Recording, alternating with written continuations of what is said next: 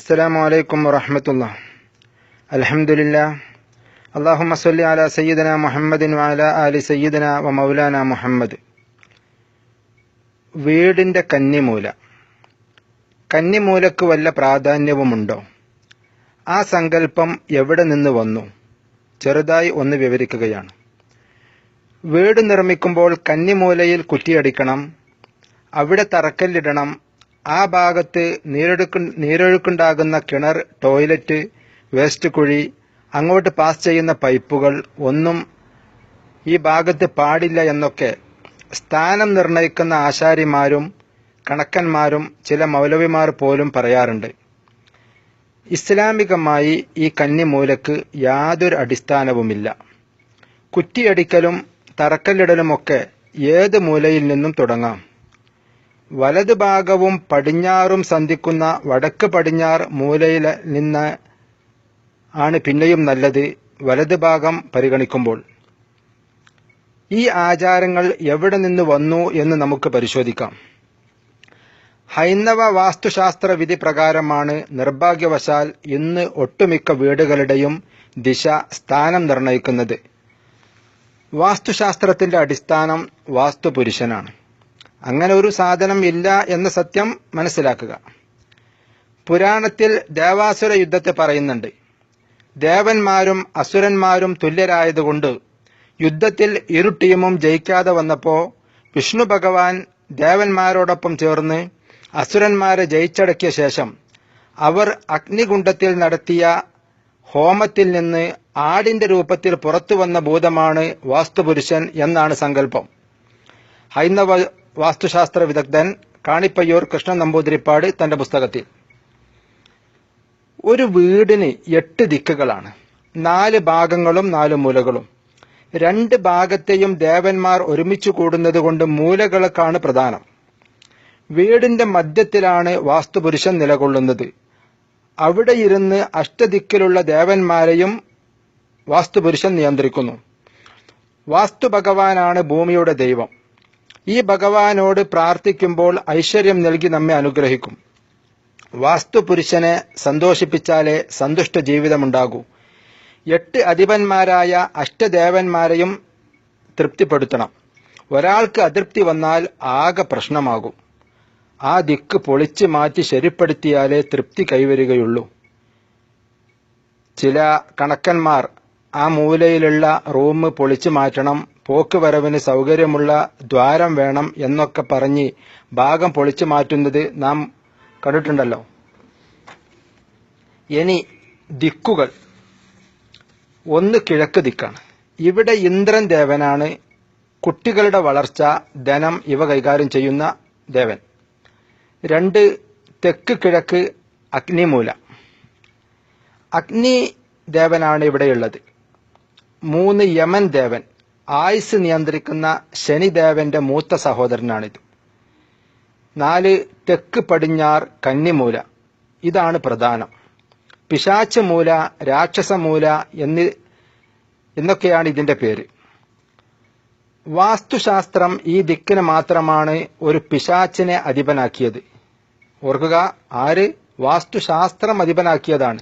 അവർ തീരുമാനിച്ചതാണ് ഒരു പിശാച്ചിനെ. പെട്ടെന്ന് ദേഷ്യം വരുന്ന അസുരനാണ് ഇവിടെയുള്ളത്. അതുകൊണ്ട് പെട്ടെന്ന് നിഗ്രഹിക്കും. ചില ദുഷ്ടലാക്കുകാരെ അസുരവിത്ത് എന്ന് പറയാറില്ല, അതുപോലെ. രക്തവും പച്ചമാംസവുമാണ് ഈ ദേവന് പഥ്യം. പണ്ഡിറ്റ് അളഹ വിജയ് ഭൂമിയുടെ അനാട്ടമി, വാസ്തുശാസ്ത്രം ഭാരതത്തിലൂടെ എന്ന പുസ്തകത്തിൽ. ഇനി അയ്യപ്പ ഭക്തരുടെ ഒരു ഭക്തിഗാനം തന്നെ തുടങ്ങുന്നത് കന്നിമൂല ഗണപതി ഭഗവാൻ ശരണം എന്ന് വിളിച്ചുകൊണ്ടാണ്.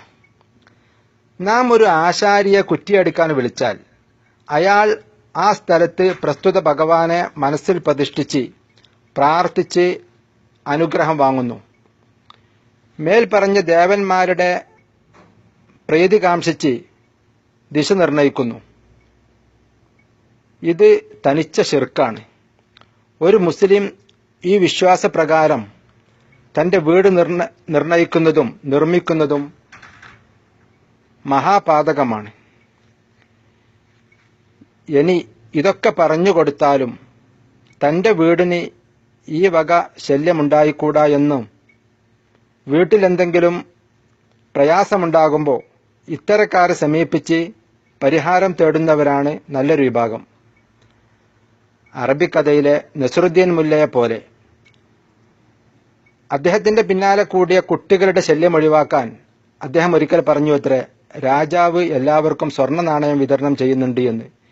ഇത് കേട്ടവർ കൊട്ടാരത്തിലേക്ക് ഓടി. എല്ലാവരും ഓടുന്നത് കണ്ട് ഇത് പറഞ്ഞ് പ്രചരിപ്പിച്ച മുല്ലയും ഓടി. അങ്ങനെ രാജാവെങ്ങാനും നാണയം കൊടുക്കുന്നുണ്ടെങ്കിലോ അത് കിട്ടാതെ പോവരുതല്ലോ എന്ന് പറഞ്ഞുകൊണ്ട്. അതുപോലെ എത്ര പറഞ്ഞു കൊടുത്താലും എന്നാലും കന്നിമൂലയിൽ പാടുണ്ടോ എന്ന് ചിന്തിക്കുന്ന ഒരു സ്വഭാവം. ഇനി കാണിപ്പയ്യൂർ കൃഷ്ണൻ നമ്പൂതിരി തന്നെ പറയുന്നു, കന്നിമൂല എന്ന് കേട്ടാൽ അയ്യോ വിട്ടേക്കൂ, അനർത്ഥങ്ങൾ ഉണ്ടാകും എന്നാണ് എല്ലാവരും പറയുക. വാസ്തവത്തിൽ അങ്ങനെയൊന്നില്ല. മഴമതത്തിൽ പറയുന്നത് കന്നിക്കാൻ, മൃതിപദത്തിൽ ശൂതിഗേഹം എന്നാണ്. അഥവാ പ്രസവമുറി തെക്ക് പടിഞ്ഞാറ് മൂലയിൽ അഥവാ കന്നിമൂലയിൽ ആവണം എന്നർത്ഥം. പ്രസവം ആവുന്നിടത്ത് പിന്നെ എന്താണ് പറ്റാത്തത്? ഇനി തെക്കൻ കാറ്റിന്റെ സുഗമമായ പ്രവാഹത്തിന് വേണ്ടി ആ ഭാഗത്ത് മുമ്പൊക്കെ മരങ്ങൾ നട്ടുപിടിപ്പിക്കാറുണ്ട്. ഇനി അവിടെ കക്കൂസോ കിണറോ കുഴിക്കേണ്ടി വന്നാലും യാതൊരു വിരോധവുമില്ല. ഈ തെക്കൻ കാറ്റ് വീടിന്റെ അകത്തേക്ക് ദുർഗന്ധം അടിച്ചു വീശാൻ സാധ്യതയുണ്ടെങ്കിൽ ആ ഭാഗത്ത് മാലിന്യ വസ്തുക്കൾ ഒഴിവാക്കുന്നതാണ് നല്ലത്. വാസ്തുശാസ്ത്രപ്രകാരം വീടിന്റെ ചുറ്റളവ് ശൈശവം, ബാല്യം, യൗവനം, വാർദ്ധക്യം ഇങ്ങനെ 4 തിരിച്ചു. മൊത്തം ചുറ്റളവ് ഇത്ര അടി എന്ന തോതിൽ കൂട്ടി ഗണിച്ച് ആണ് ഈ ഇനം കണക്കാക്കുന്നത്. ഇതിൽ ബാല്യ യൗവന ചുറ്റളവ് ആകണം, അല്ലെങ്കിൽ മരണം, രോഗം എന്നിവ ഉണ്ടാകും എന്ന് ഈ ശാസ്ത്രം പറഞ്ഞ് പ്രചരിപ്പിച്ചു. ശ്രദ്ധിക്കുക, ഓരോ വ്യക്തിയും തനിക്ക് യോജിച്ച ആവശ്യമുള്ള ചുറ്റളവിൽ വീട് നിർമ്മിക്കാം. ആൾ താമസമില്ലാത്ത റൂമുകൾ പിശാച് കൈവശപ്പെടുത്തുമെന്ന് ഹദീസിലുണ്ട്. അതുകൊണ്ട് താമസിക്കാൻ ആളില്ലാതെ കുറെ റൂമുകൾ ഉള്ള വലിയ വീടെടുത്ത് ഒഴിച്ചിടുന്ന ദുർവ്യയം പിശാചിന് ആവാസ കേന്ദ്രമൊരുക്കലാണ്. അത് ഒഴിവാക്കേണ്ടതുമാണ്. ഇനി അടുപ്പ്, തീ വാസ്തുശാസ്ത്രപ്രകാരം അഗ്നിദേവനുമായി ബന്ധപ്പെട്ടതാണ്. ഇവൻ നിലകൊള്ളുന്നതാകട്ടെ വടക്ക് കിഴക്ക് മൂലയിലും. ഇത് പ്രകാരം അടുപ്പ് കിഴക്കാവണമെന്നാണ്.